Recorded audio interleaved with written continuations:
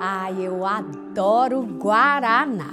E olha que eu nem estou falando do refrigerante, mas do suco e das coisas que ficam mais deliciosas quando você mistura guaraná, como no mel, no açaí, fica uma delícia. Ai, são tantas coisas que dá para fazer com essa fruta energizante. E vocês sabiam que foram os índios que inventaram essa bebida? Pois é, quando os jesuítas conheceram a tribo Sateré-Maué, eles viram que esses índios eram bem diferentes dos outros. Na caça, eles eram, assim, os mais rápidos e valentes. E na pesca, sempre pescavam os melhores peixes. As doenças nessa tribo eram raras e eles eram cheios de energia, alegria e muita vitalidade. E quando eles procuraram saber por que essa tribo tinha uma energia diferente, descobriram que era por causa do guaraná. Na verdade, eles foram além. Disseram que era por causa de um curumim que nasceu nessa tribo. E graças a esse curumim, que quer dizer menino na língua indígena, que esse presente veio para a tribo. E é sobre essa história que nós vamos falar hoje. Eu sou Flora Manga e sejam bem-vindos à fantástica loja de histórias.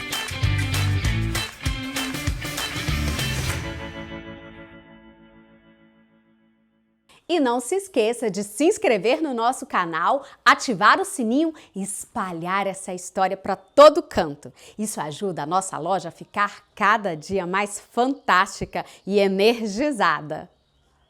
Era uma vez, numa tribo indígena no interior da floresta amazônica, vivia um casal muito feliz e muito querido pela tribo. Eles eram felizes, mas faltava uma coisa para completar toda essa alegria. Eles queriam ter um filho. Tentaram por muitos anos, mas a criança nunca vinha. Então, um dia, o pajé, que era o homem mais velho e mais sábio da tribo, deu um conselho a eles. Disse para pedir ao Deus da vida, Tupã, que desse a eles um menino. Então, Tupã, o Deus da vida, do trovão, e não é o Thor não, hein? Realizou o desejo e a criança veio. E eles colocaram o nome de Coaraci. Coaraci era um menino muito especial, muito carinhoso, bondoso. Toda a tribo gostava dele e eles achavam que esse menino era um menino abençoado e que trazia muita sorte para a tribo. Então, ele andava sempre protegido. Coaraci era uma criança como todas as outras, gostava de brincar, de se divertir e a tribo ensinava tudo para ele. Ele tinha tudo para ser um grande guerreiro, o líder da tribo. Coaraci gostava de subir em árvores, pegar frutas, galhos e brincava com os amiguinhos da tribo. Sempre que aprendia uma brincadeira nova, ele ensinava para os amiguinhos. Era um menino muito bonito, mas tinha algo especial nele que chamava muito a atenção, que eram seus olhos. Ele tinha 2 olhinhos pretinhos, como se fossem 2 jabuticabas, mas esses olhos pareciam ter um brilho especial e por eles era possível ver toda a bondade que saía de dentro daquele coração de menino. Por ser considerado um presente do deus Tupã, a tribo decidiu proteger Coaraci. Todos os lugares que ele ia, sempre iam na frente 3 índios guerreiros para protegê-lo. E os guerreiros também eram responsáveis por ensinar a Coaraci tudo o que ele precisava saber para se defender e crescer forte e valente. Ensinavam a ele aonde andar, aonde pisar e a ter um cuidado especial com os bichos e com as cobras. Coaraci sabia tudo da mata, sabia onde pescar, onde mergulhar, o que fazer e o que evitar. Mas havia uma coisa que eles esconderam do curumim: a história de Jurupari. Bom, sempre que ele tentava saber algo sobre Jurupari, os mais velhos da tribo mudavam logo de assunto. Achavam que ele era muito novo para entender assim algo tão terrível. Então esconderam do menino a verdadeira história e os perigos que esse espírito do mal poderia causar. Coaraci conhecia todos os perigos da floresta, menos Jurupari. Ninguém falava sobre ele e esse erro custou um preço muito alto. E embora Coroaci não soubesse sobre Jurupari, o nome dele chegou até os ouvidos do espírito do mal. Aquele ser tão maldoso logo ficou sabendo da existência de um índiozinho lindo, de bom coração, que todos amavam. E vocês sabem que a maldade e a inveja andam lado a lado. E não demorou muito para Jurupari morrer de inveja do nosso curumim. Ele não podia suportar ver uma criatura tão amada por todos. Jurupari não suportava a presença do nosso curumim e especialmente dos seus olhos. Aqueles olhos! Ele morria de raiva daqueles olhos tão bonitos e que transmitia tanto amor. Decidiu que iria acabar com a vida dele. Era só uma questão de encontrar o momento certo. Afinal de contas, o nosso curumim andava sempre muito bem protegido. Jurupari percebia que o menino se dava muito bem com os animais. Os passarinhos gostavam de vir pousar na ponta do seu dedo, o que causava a ele ainda mais raiva e inveja, porque a simples presença invisível de Jurupari já fazia todos os pássaros voarem, todos os bichos fugiam. Mas o nosso curumim, era amigo dos animais. Bastava andar pela floresta para os macaquinhos descerem das árvores e virem brincar com ele. Jurupari, então, de raiva, começou a espantar todos os animais que existiam em volta da tribo. Espantando todos eles, dificultou ainda mais a vida, porque a caça agora ficava difícil. Eles teriam que ir cada vez mais longe, porque o espírito do mal rondava aquele lugar. Aconteceu que uma vez todos os índios tiveram que ir caçar e deixaram somente um para tomar conta de Coraci. Não houve testemunha se o guerreiro estava cansado ou enfeitiçado, mas a verdade é que ele encostou em uma árvore para descansar e, sem perceber, pestanejou e deu um cochilo. Foi o suficiente para aquela sombra se aproximar. Eu não sei se vocês sabem, mas Jurupari também é o rei dos sonhos. Dizem que ele consegue entrar neles e transformá-los em pesadelos. E foi o que ele fez. Aproveitou esse único segundo de cochilo do guerreiro para entrar no seu sonho e aprisioná-lo dentro de um pesadelo.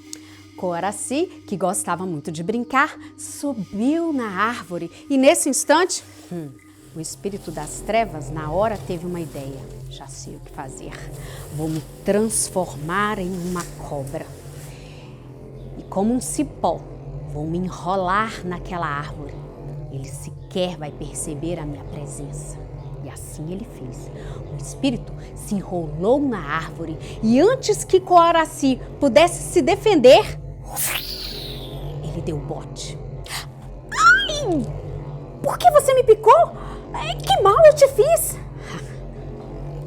Mal nenhum, mas eu não suporto a bondade e a beleza dos seus olhos. Agora, cale-se, feche os olhos e durma para sempre. O veneno foi tão forte que o menino morreu imediatamente.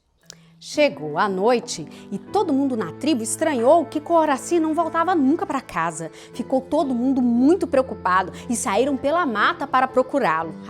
Imagine a dor e a tristeza dos pais quando chegaram ao pé da árvore e viram que o menino tinha morrido. Foi muito choro e lamento. Toda a tribo estava completamente comovida com a perda do menino. Não pode ser. E aí tentavam descobrir o que tinha acontecido com ele. Procuraram pelo corpo se tinha alguma marca de mordida de onça. Pensaram que o menino talvez tivesse caído da árvore, mas não. Foi quando um dos índios mais atentos percebeu uma marca no calcanhar. Veja, ali! Foi picada de cobra. A mãe então ficou desolada. Picada de cobra? Mas como? Coraci conhecia todas as cobras da mata. Impossível ter se confundido. Um dos índios mais velhos da tribo disse: foi Jurupari. Era o único segredo da selva que o menino não conhecia. E esse espírito do mal pode se disfarçar de qualquer coisa.